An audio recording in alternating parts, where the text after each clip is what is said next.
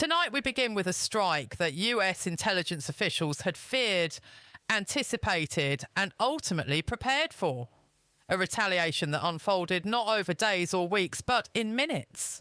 Minutes that changed the entire Middle East calculus. Minutes that sent global oil prices surging past records.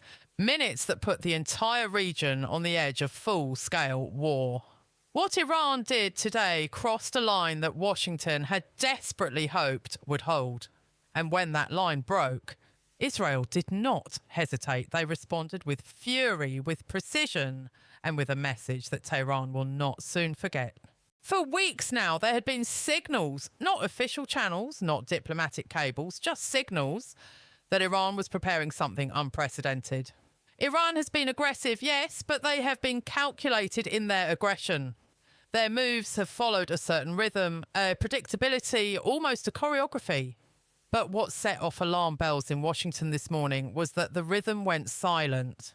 Intelligence analysts who monitor Iranian military communications know the indicators, the encrypted traffic between Tehran and proxy forces, the movement of missile batteries near sensitive installations, the unusual activity at Revolutionary Guard bases, the sudden radio silence. All of that went quiet 3 days ago. And whenever Iran goes quiet, it means something is about to get loud. Early this morning, US satellites detected what officials described as massive thermal signatures emerging from Iranian territory, including ballistic missile launches that had not been observed in over a decade. These are the kinds of weapons that Iran only deploys when they are signalling something very specific: deterrence, escalation, or all-out confrontation. Pentagon officials didn't know which category this fell into, or whether it fell into all three at once. But what they did know was that Iran was changing its strategic posture. And when a regional power shifts posture without explanation, even by small degrees, every intelligence agency pays attention. The warning issued by the White House tonight was not normal. It was not routine. It was not symbolic. It was urgent.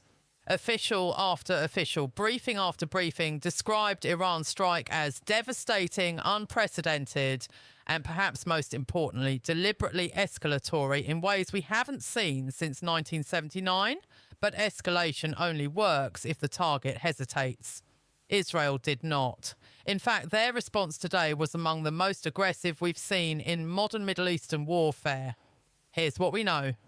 Within 45 minutes of the refinery explosion, Israel activated its entire air defense network. These weren't the standard Iron Dome batteries. These were Arrow 3 interceptors and David sling systems, weapons that Israel only deploys when they are preparing to absorb and counter a full-scale assault.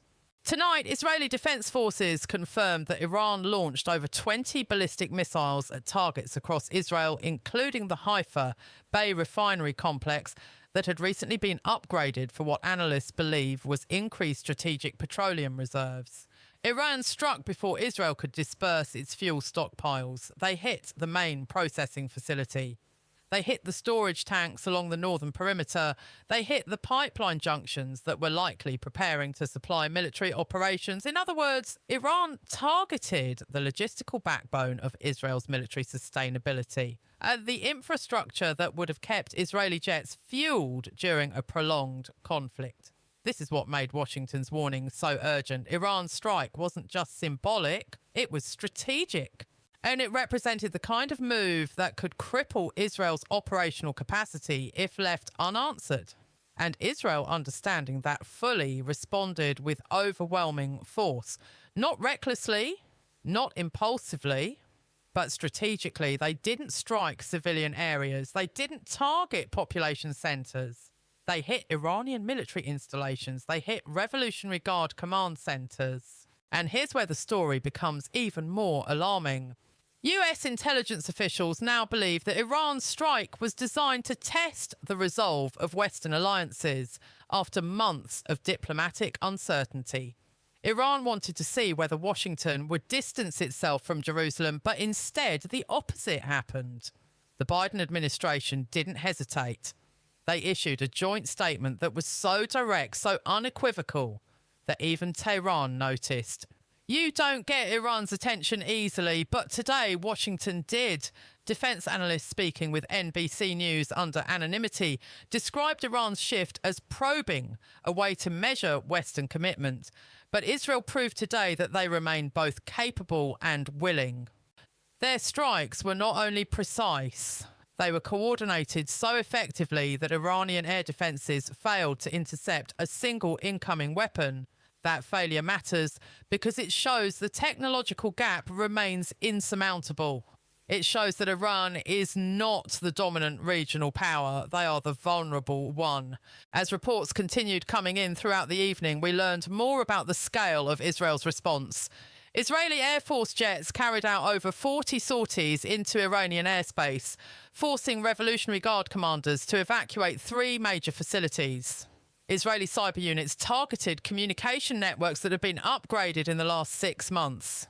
Israeli submarines operating in the Persian Gulf reportedly disabled naval assets used by Iran to threaten shipping lanes. This wasn't just retaliation, this wasn't just self-defense, this was strategic degradation.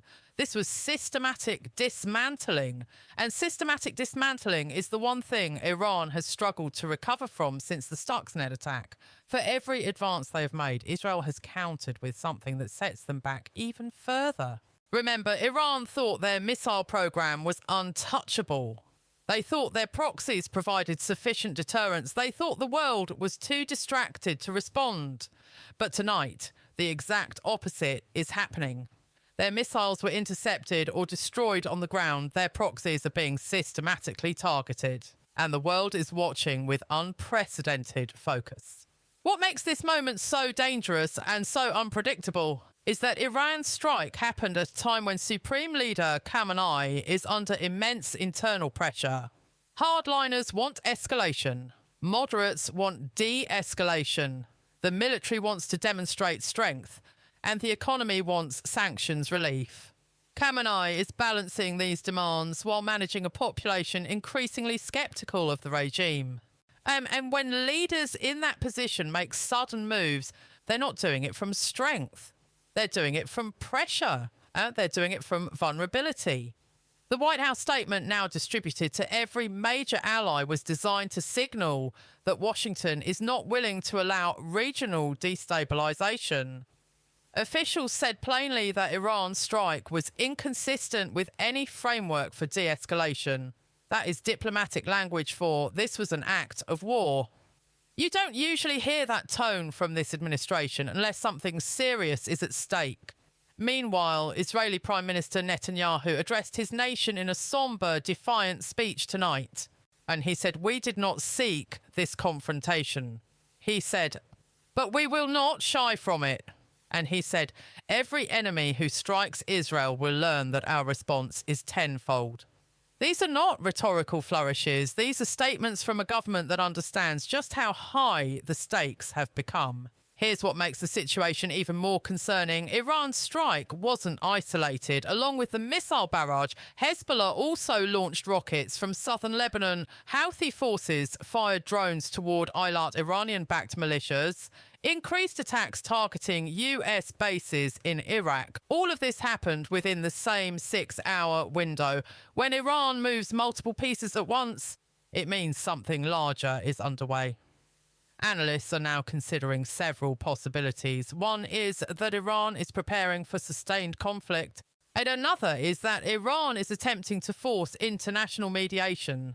A third possibility, the one worrying officials the most, is that Iran is attempting to draw the United States directly into the war. But today, Israel took that card off the table. They didn't wait for Washington. They didn't request permission. They didn't hesitate. They struck decisively. What we're watching now is a test of resolve. Iran wants to see whether the West will fracture. Israel wants to show that their deterrence remains credible. Washington wants to prevent regional war, and Tehran wants to prevent regime collapse. Tonight, we've heard from Pentagon officials who are now monitoring Iranian military movements in real time. They say additional missile batteries are being repositioned.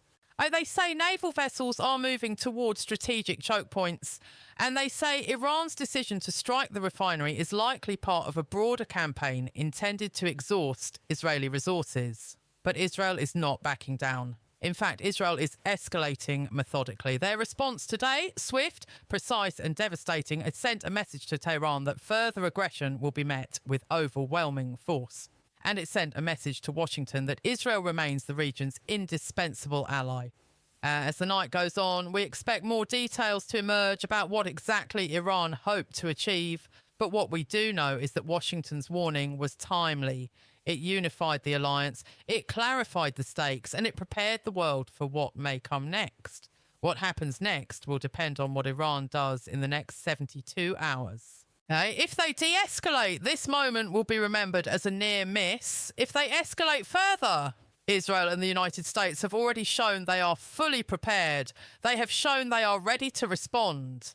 And tonight, for the first time in years, Iran appears to be recalculating. Tehran is quiet, too quiet, and when Iran is quiet, it means they are planning. It means they are choosing their next move carefully. Because tonight Iran learned something they have learned many times before. Israel does not bluff. America does not abandon its allies. And aggression always meets consequence. This story is far from over. But tonight one thing is clear. The Middle East has changed. The stakes have never been higher, and the world is watching. And we will be here watching every detail as the next phase unfolds.